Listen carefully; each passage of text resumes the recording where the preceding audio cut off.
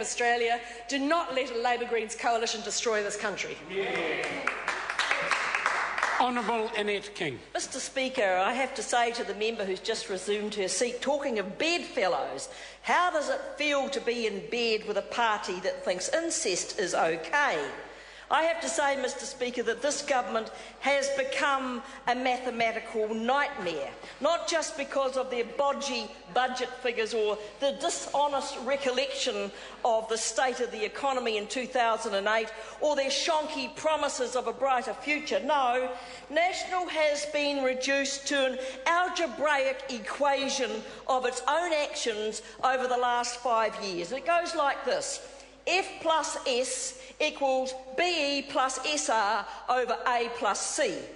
And that is flattery plus self-importance equals bloated ego plus self-righteousness over arrogance and cronyism.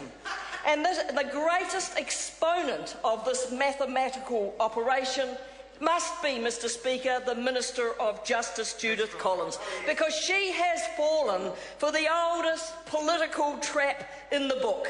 The oldest political trap, and she fell right into it. It's called flattery. She believes, and the people around her and all her newfound friends, when they say to her, "Yes, Minister, very courageous Minister, you are such a clever Minister. You should be the Prime Minister, Minister.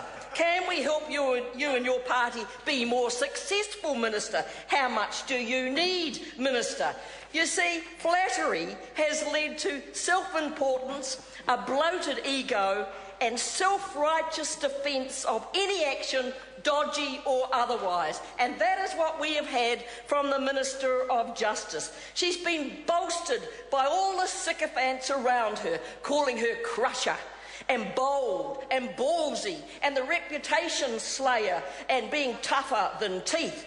So when she is questioned about her conflict of interest, not potential but a real conflict of interest as a minister involving a business, her husband, fees paid, promotion for more business to help the family coffers, financial gain and cabinet rules, what does she do? First of all, she says, "I've done nothing wrong." She claimed that others are using terminological inexactitudes. And then she says others are using malicious fabrications. She was economical with the truth, Mr Speaker, and she has been caught out. She was caught out, and the Prime Minister, first of all, he was a little cross, and then he said he was angry. And what we had to see was very little boldness or ballsiness from the Prime Minister, because all he did was slap her with a limp bus ticket. She should have been sacked as a minister if he had really shown real leadership as a Prime Minister. She was economical with the truth to the media. None of us will forget her saying, "You're wrong, Paddy. You're wrong, Paddy. You're wrong, Paddy. There's nothing to see here." And then we had from her the fake regret. "I'm apologising, but I don't like apologising," sort of apology that we got from the apologetic minister. And then we got, "It is also hurtful. It's not fair to my family and my friends." And then we got the tearfulness. But yesterday and today, she was back at it. She was back at the old arrogance. It hasn't gone away. You know, I did think it would take a little longer for her to become so arrogant, but there were real signs of it in opposition. Judith Collins built her reputation on relentless attacks, often unfounded, untrue, vicious, on ministers in Helen Clark's government. And some of us will not forget her outrageous attack on the former Minister of Social Development. She called him a pervert, a grub, and a dirty old man. Perhaps it's her who had perverted the conflict of interest rule. Perhaps it was her who perverted the course of her car on the way to the airport.